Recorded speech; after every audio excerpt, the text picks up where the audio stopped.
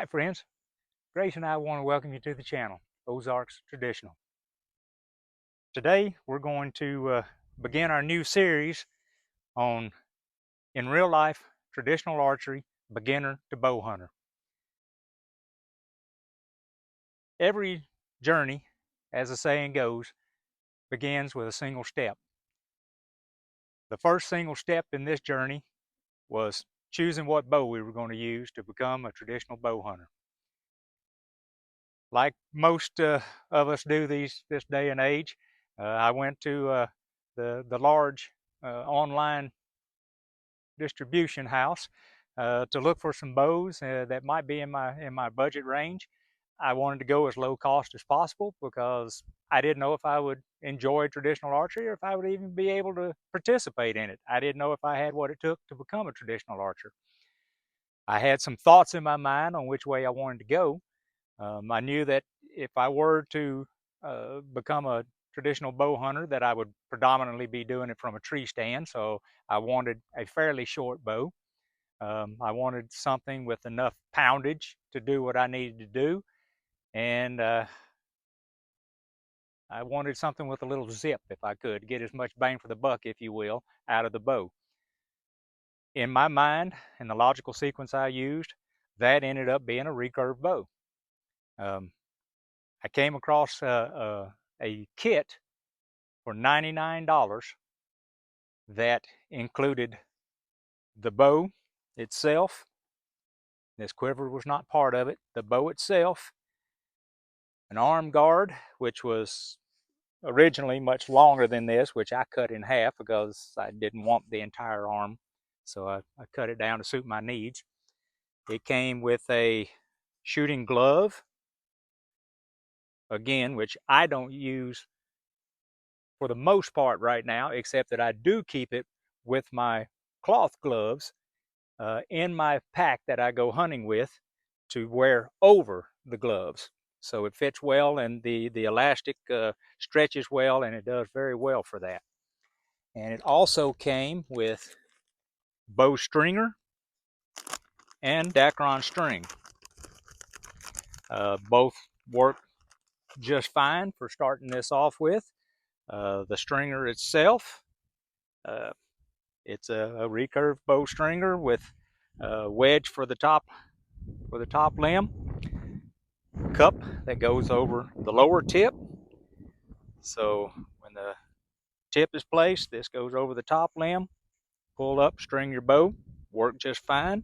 I'm never one to count on anything, and this was plastic cups, so I was concerned that repeated use with it, it was a plastic cup, so I wanted to have something different. I went with leather. I bought an extra. They're very expensive. It's got a leather cup on each end, and a durable piece of string. It seemed like a good investment to me. The bow also came with an endless loop Dacron string.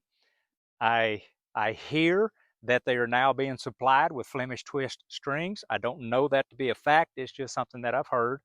But this string performed just fine. It was a little bit noisy, a little twangy, if you will. The rabbit fur silencers were also included, and that actually did quite well in quietening the bow down. Would have probably been fine, but I had started researching a little bit on the Flemish twist strings, and that's something that I wanted to do. And I've always been a self-sufficient kind of bow hunter and just an old country boy, if you will. So I wanted to be able to make my own strings and not be dependent on somebody else to do that for me. So I actually bought two different colors, two different spools of B55 that I began making my own strings. I've got a spare string that I keep with me, ready to go, broke in all the time, so that if anything happens to the string that's on the bow, just a quick couple of minutes to change it out. So please leave in the comments if you would like to see how I make the Flemish twist string. There's a lot of tutorials out there, but I am happy to go over that process if it's something that you guys would like to see. Also included in the kit was a back quiver which I don't have with me, and 6 arrows to go with it, which I think is a fine deal because it didn't make me have to go out and purchase extra equipment. I had everything I needed to see if traditional archery was going to be something that I might stick with and something I would continue to do. These arrows worked perfectly for the first month that I had the bow to get me learning, and it was enough to tell me that yes, this was something that I wanted to pursue. So all in all, I thought the kit was pretty well, but I didn't initially hit the buy button. I held off because it just didn't seem that, for $99 that, okay, what am I missing here? What's not right about it? So I was hesitant. I went back into YouTube, and I did a search for a review of the Sanlida Archery Eagle X9, which is what this bow is, and it came up with a channel that's run by Mr. Jeff Phillips, Instinctive Addiction Archery. Mr. Phillips had done a review of this bow, and he actually hunted with it with a season because he was that impressed with it and thought that the bow was worthy of the purchase. So he seemed to know a lot more about it than what I knew about traditional archery. So I decided, what the heck, I'll give it a try. I made the purchase, and I received this bow the last couple of days in the month of July 2024. Right now is the first week of February 2025. So I've been shooting this bow August, September, October, November, December, and January, about 6 months now. So I've got a little bit of practice under my belt. I think I've got a long way to go, but I think I've come a long ways. So this series is going to be showing me and my projection through getting the bow, doing my practice each day that I'm absolutely possible of doing so, getting ready to go to the woods to pick a stand site for location of my stands, why I chose that location, all of the I've even got one series that I went out and filmed myself doing a late season scouting trip right after a January snowfall that we had, where the trails were absolutely visible. If you'd like to see that, please leave that in the comments. I'll be happy to include that along with this series. But from that scouting point, I picked up at least 2 more spots that I would like to put stands out. I didn't address the stand situation this past season because honestly, I didn't think that that I would progress far enough to have the standards that would be needed to harvest an animal with just a couple of months. Our season began September 15th and runs through January the 15th. It can be done though. I actually did spend time out there, and I will relay the events of some of my bow hunting sets with you later in the series. It can be done quicker than you think. Next year, as we go through this, I will be much more proficient, and I'll have a lot more confidence in me. And I think if you follow along with me in becoming a traditional beginner to a bow hunter, I think you can enjoy the same standards, same success, and the same confidence. I'm going to string this bow up now, rearrange things just a little bit, and I'll show you what the bow is capable of. Again, this is a $99 bow. I have since, again, on Jeff Phillips' recommendation, I'm actually shooting gold tip warriors. I have a 28-inch draw length. This bow was supposed to be a 50-pound bow. It ends up being 48 pounds at 28. And these arrows are 10 grains per pound, almost exactly. 478, 480 is where I'm shooting. They're 7.4 grains per inch.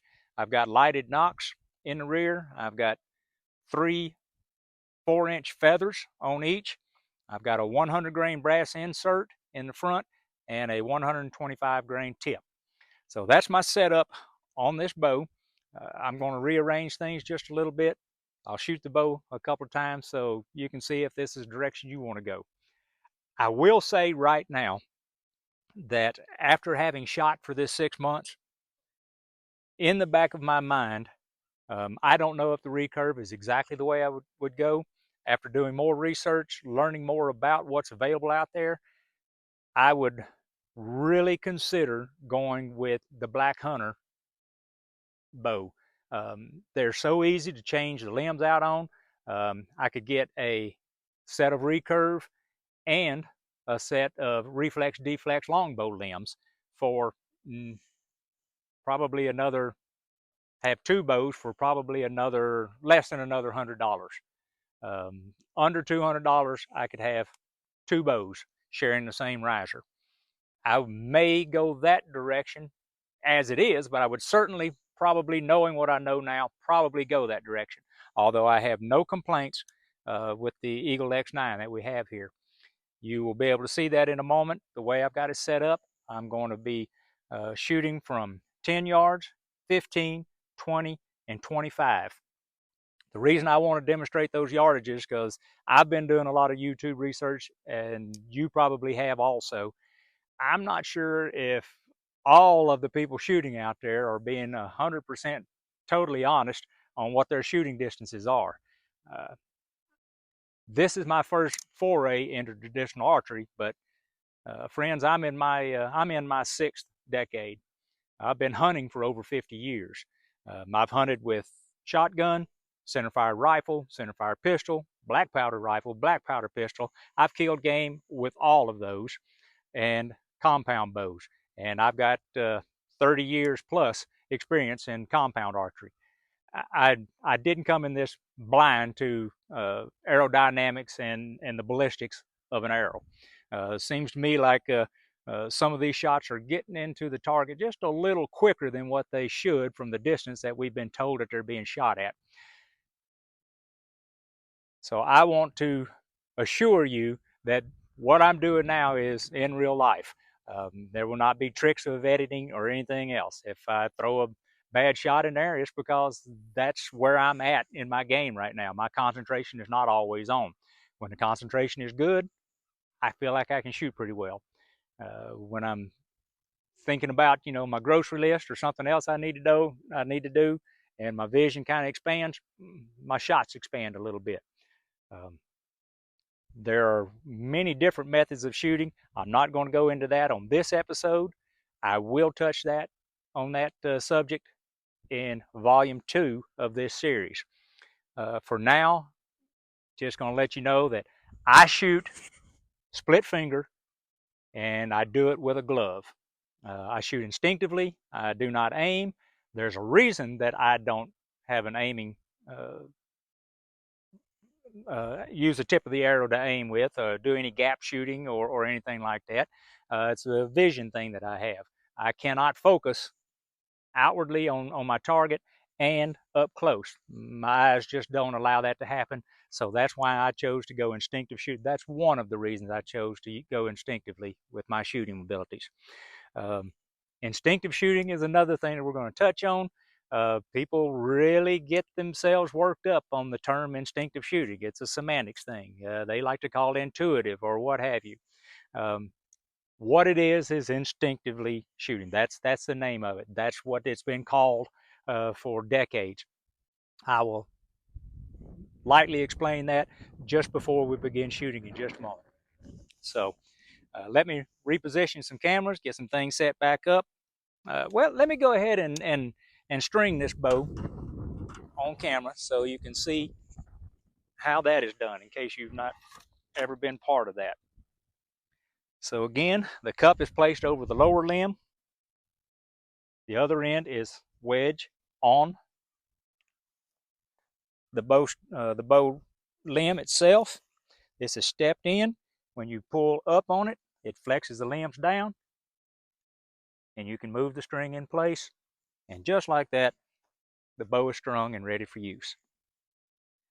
So again, I will reposition a couple of things. We'll be right back and ready to shoot a few arrows.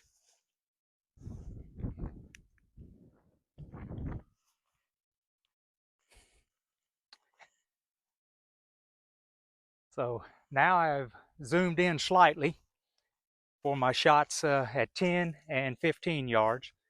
I've got another camera, I've got a GoPro set up downrange so that we'll be able to see the impacts of the arrows. Again, this is in real life. This is how it is. I'm going to take a couple of shots from 10, a couple from 15, 20, and 25 yards. I will step off those yardages for you so you know that what I'm telling you is straight up, and this is the way we're doing. Got a pretty good breeze coming right now out of the west. It's a little southwest. Shouldn't affect the arrow a lot, but we'll see how it goes. I've not shot any this afternoon. I did shoot a few arrows this morning just because that's what I do. But I'm going to go down. I'm going to turn the camera on, the GoPro on, step off 10 yards, make a couple of shots from there.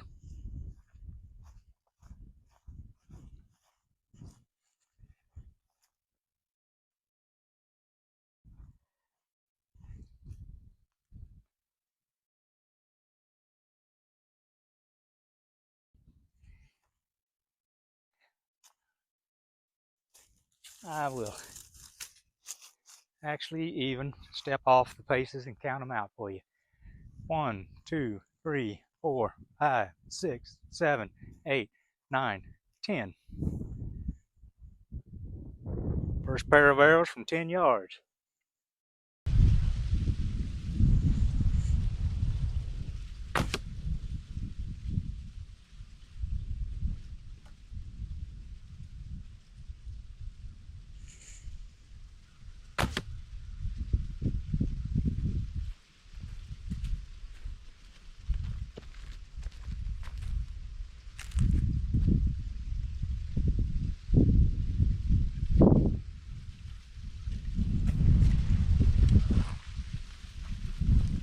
Next, we'll do the same thing from 15. 1, 2, 3, 4, 5, 6, 7, 8, 9, 10, 11, 12, 13, 14, 15 yards.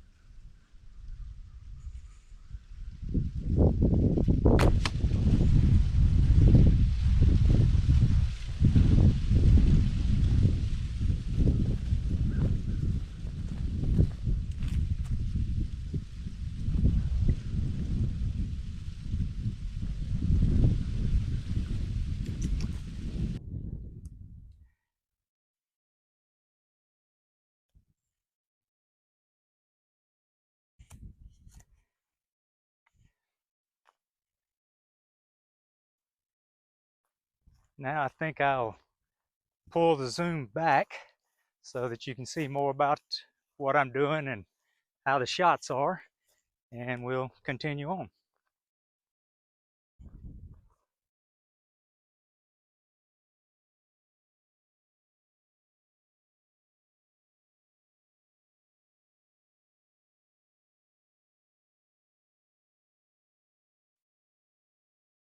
All right, I will go back and step off the 20 yard and the 25 yard.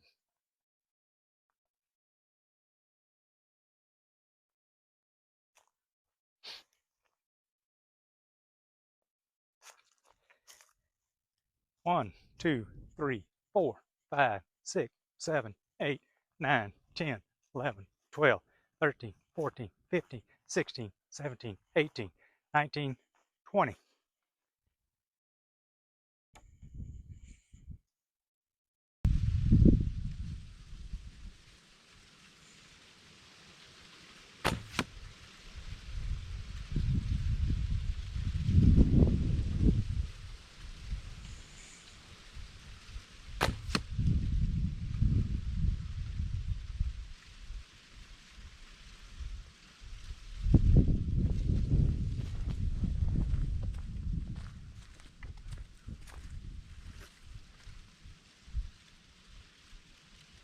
And now we'll go back to 25 yards.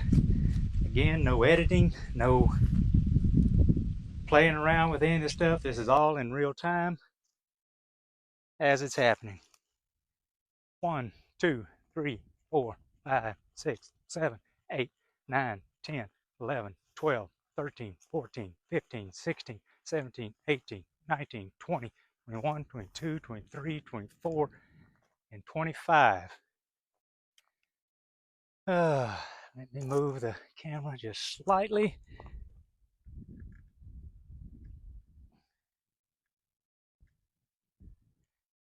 All right, I think I will be in frame now.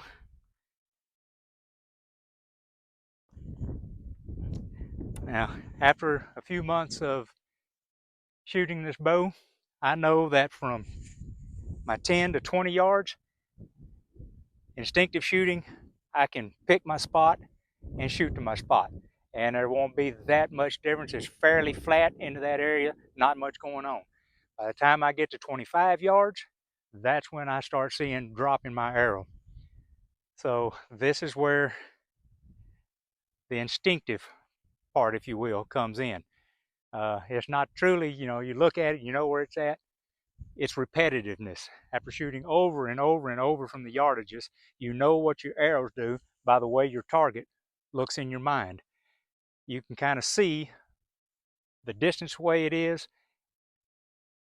And I don't know how many of you have watched or listened or seen or read of one of the greatest bow hunters of our time, Byron Ferguson. Byron always relates to become the arrow. In my mind, what he's trying to tell us to do is visualization. From this yardage, I can't just look at the spot and have it go in a flat trajectory there, because it's going to start dropping. From this point, if I aim like I normally do, my arrow will probably drop 10 to 12 inches below the target. So I actually have to see that arrow arcing into the target. So that's what I'm going to attempt to do now. Now this is also, by the time you get back to 25 yards and beyond, form plays a tremendous factor into it. Anything that messes up is going to be shown there. Let's see if I can pull it off, or if I need to practice more. Which of course I need to practice more.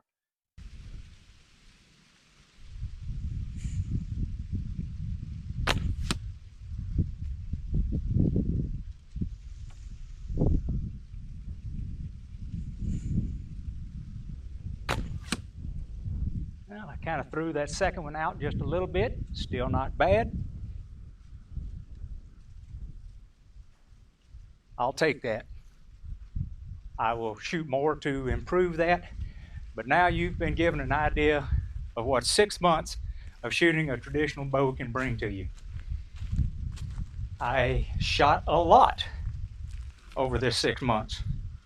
Early on, I shot every day, sometimes twice a day. I live in an area that allows that to happen. I'm thankful for that. But let me say real quick, and I will put this up on the screen to show you, the target that I'm using is an old hay bale from 15 years ago that I had here when I still had some livestock. I've got another archery range that we'll be on from time to time back over here, and I've got 3 different templates that I use to paint these targets onto these round bales. The same thing could be done on square bales. The same thing could be done on a cardboard box filled with rags, a compressed target of cardboard boxes. You don't have to spend a lot of money on this stuff. Again, I've got a little video of Gracie and myself painting this target on this bale, and I'll include that in this section. So right now, just to show you that the arrows that come with this kit bow are functional, I'm going to grab a couple of those, go back up to 15 yards, and shoot those arrows.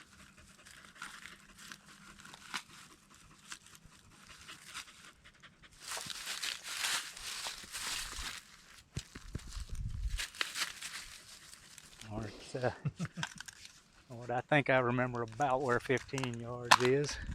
I believe it was right in here. So we'll shoot at this 15 yards. and see how these arrows fly.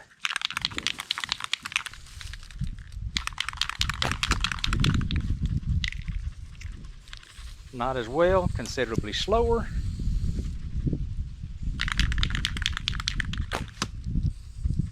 But they'll get the job done to see if this is something that you truly want to get into.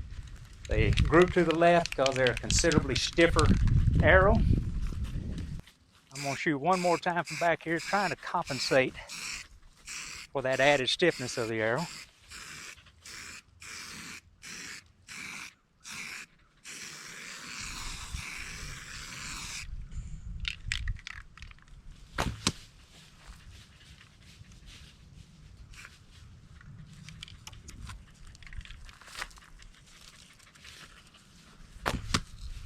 Yeah, a little better. So the arrows that come with the kit will absolutely get you going on the thing. What I did to find the proper arrow for my setup is I went to the spine calculator on Three Rivers Archery, put my information into that.